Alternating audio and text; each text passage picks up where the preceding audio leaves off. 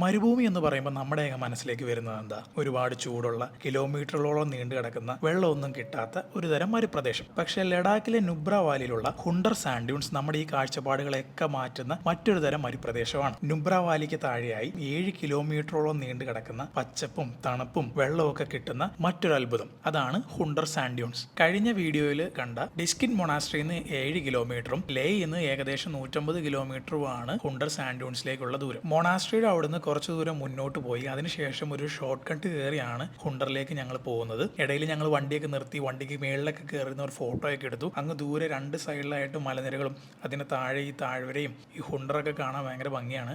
മഴയ്ക്കുള്ളൊരു മൂടുള്ളത് കൊണ്ട് തന്നെ ഈ ഒരു ഗ്രീൻ മൂഡിൽ ഇവിടെ നിൽക്കാൻ ഭയങ്കര രസമായിരുന്നു. ലോകത്തിലെ തന്നെ ചുരുക്കം ചില ഹൈ ആൾട്ടിറ്റ്യൂഡ് കോൾഡ് ഡെസേർട്ടുകളിൽ ഒന്നാണ് ഹുണ്ടറിലെ ഈ ഡെസേർട്ട്. ഇവിടെ നമുക്ക് പ്രധാനമായിട്ടും എക്സ്പ്ലോർ ചെയ്യാൻ പറ്റുന്നത് ക്യാമൽ സഫാരിയും സാൻഡ് ഡ്യൂൺസിന്റെ കാഴ്ചകൾ, പ്രകൃതിയുടെ തന്നെ മനോഹരമായിട്ടുള്ള കാഴ്ചകൾ, പ്രത്യേകിച്ച് മലനിരകൾ, അതിന് താഴെ ഒഴുകുന്ന നദി കാഴ്ചകളൊക്കെ ഭയങ്കര ഭംഗിയാണ്. ഇവിടുത്തെ ക്യാമൽസിന് വളരെ വലിയൊരു പ്രത്യേകതയുണ്ട്. ഈ ഒട്ടകത്തിന്റെ മേളില് 2 മുഴകൾ പോലെ നമുക്ക് കാണാൻ പറ്റും. ഹമ്പ് നെറ്റാണ് ഇതിന് പറയുന്നത്. അറേബ്യൻ ക്യാമൽസിന് സാധാരണഗതിയിൽ ഒരെണ്ണം മാത്രമേ ഉണ്ടാകാറുള്ളൂ. ഇവർക്ക് 2 ഹമ്പ് ഉണ്ട്. അപ്പൊ അതുകൊണ്ട് തന്നെയാണ് ഇതിനെ ഡബിൾ ഹംബ്ഡ് ബാക്ട്രിയൻ ക്യാമൽസ് എന്ന് വിളിക്കുന്നത്. ഇവിടെ ഒരു കോൾഡ് ഡെസേർട്ട് ആയതുകൊണ്ട് തന്നെ മഴ ഭയങ്കര കുറവായിരിക്കും. അതുപോലെ തന്നെ എപ്പോഴും ശക്തമായിട്ടുള്ള കാറ്റുണ്ടാവും. കാറ്റിന്റെ ഒരു ശക്തിക്ക് അനുസരിച്ച് ഈ സാൻഡ് ഡ്യൂൺസിന്റെ ഷേപ്പും അതുപോലെ ഇതിന്റെ സൈസൊക്കെ ഇങ്ങനെ കണ്ടിന്യൂസ്ലി മാറിക്കൊണ്ടിരിക്കും. സമുദ്രനിരപ്പിൽ നിന്ന് ഏകദേശം 11,000 അടിക്ക് മുകളിലാണ് ഈ ഹുണ്ടർ എന്ന് പറഞ്ഞ സ്ഥലം വരുന്നത്. അവിടെയാണ് ഇങ്ങനെ ഒരു ഡെസേർട്ട് ഉള്ളത്. അതുകൊണ്ട് തന്നെ ഇതൊരു കോൾഡ് ഡെസേർട്ട് ആണ്.